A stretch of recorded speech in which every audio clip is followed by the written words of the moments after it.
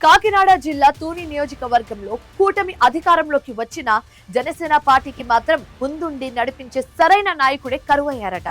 కూటమిలో అత్యంత కీలక భాగస్వామిగా ఉన్న జనసేన పార్టీకి తునిలో గ్రామ స్థాయిలో కట్టలు తెంచుకునే కేడర్ బహుళ బలగం ఉన్నప్పటికీ దిశానిర్దేశం చేసే రథసారథి లేక కార్యకర్తలు తీవ్ర నిరాశలో కూరుకుపోయారట. 2019 సార్వత్రిక ఎన్నికల్లో పోటీ చేసిన మాజీ ఎమ్మెల్యే రాజా అశోక్ బాబు ఓటమి తర్వాత పార్టీకి సైలెంట్ గా దూరం అవ్వడంతో అప్పటి నుంచి పార్టీకి బలమైన నాయకుడు దొరకకపోవడంతో జన సైనికులు దిక్కుతోచని స్థితిలో వెళ్లిపోయారట. కాకినాడ జిల్లా తుని నియోజకవర్గం జనసేన పార్టీకి ఎంతో పొటెన్షియల్ ఉంది.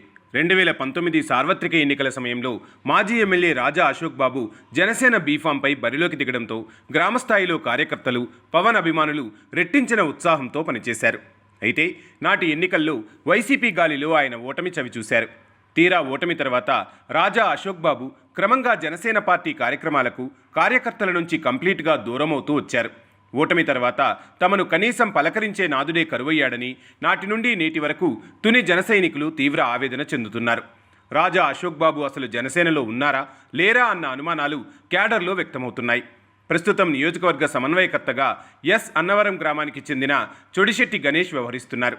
అయితే కార్యకర్తలను సమన్వయపరచడంలో, కార్యకర్తలకు ఏ కష్టం వచ్చినా తీర్చే విషయంలో ఆయన వెనకబడి ఉండడం, కార్యకర్తలకు ఏం చేయాలో తెలియని పరిస్థితిలో తుని నియోజకవర్గ జనసేన పార్టీ కొట్టుమిట్టాడుతోందట.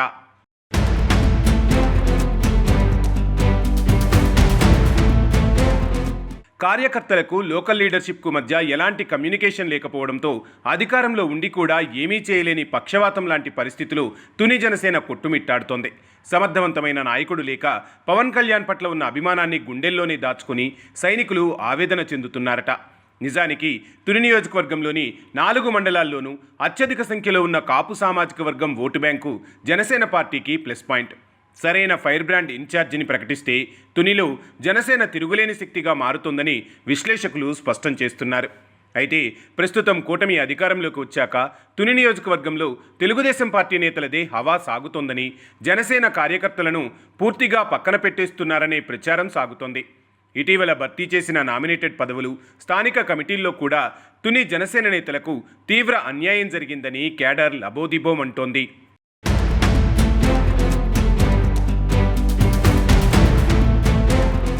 జనసేన అధినేత డిప్యూటీ సీఎం పవన్ కళ్యాణ్ రాష్ట్ర వ్యాప్తంగా 175 నియోజకవర్గాల్లో పార్టీని బలోపేతం చేసేందుకు శ్రీకారం చుట్టారు.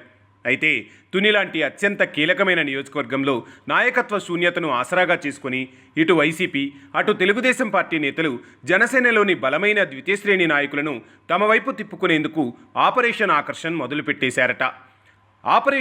మొదలుపెట్టేశారట.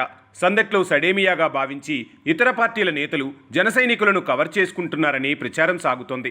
ఇప్పటికైనా పార్టీ అధిష్టానం పవన్ కళ్యాణ్ తక్షణమే స్పందించి తుని నియోజకవర్గానికి పవర్ఫుల్ ఇన్ఛార్జ్ను ప్రకటించకపోతే రాబోయే రోజుల్లో తునికోటలు జనసేన కంప్లీట్గా ఖాళీ అయ్యే ప్రమాదముందని విశ్లేషకులు హెచ్చరిస్తున్నారు.